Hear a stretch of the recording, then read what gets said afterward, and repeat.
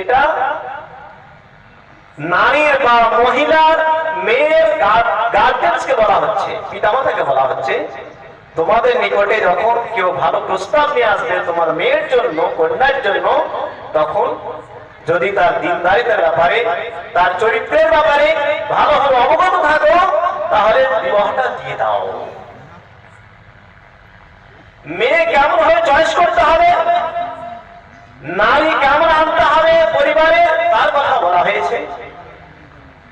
রাসূলুল্লাহ সাল্লাল্লাহু আলাইহি ওয়াসাল্লাম বলেছেন, তুনকাহুল মারআতু লিআরবাইন লিমালিহা ওয়া লিহাসাবিহা ওয়া লিজামালিহা ওয়া লিদীনিহা ফাযফার বিযাতিদ দীন তারিবাত ইয়াদা। সহিহ মুসলিমের হাদিস। রাসূলুল্লাহ সাল্লাল্লাহু আলাইহি ওয়াসাল্লাম বলেছেন, ওয়াক্তের যুগে চারটি বিষয়কে কেন্দ্র করে বিবাহ করা হতো, বা মানুষ চারটি বিষয় দেখে বিবাহ করত। সাধারণ মানুষেরা চারটি বিষয়কে কেন্দ্র করে বিবাহ করত। লিমালিহা, ধন সম্পদ দেখে। যাকে বিবাহ করা হতো তার ধন সম্পদ কেমন আছে, তার পিতা মাতার ধন সম্পদ কেমন আছে। ওয়ালি হাসাবিহা, বংশ মর্যাদা দেখা হতো। ওয়ালি জামালিহা, রূপ চেহারা দেখা হতো, কত সুন্দরী নারী।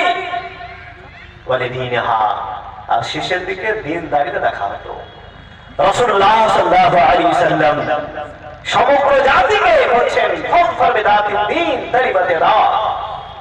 ফাযফার বিযাতিদ দীন, দিনদার নারীকে প্রাধান্য দাও, অগ্রাধিকার দাও।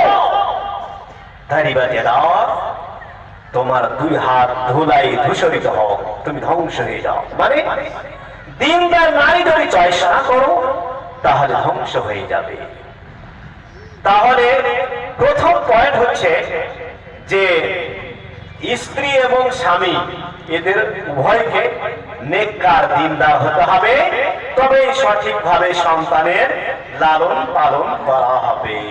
এবার আসুন দ্বিতীয় নম্বর পয়েন্ট।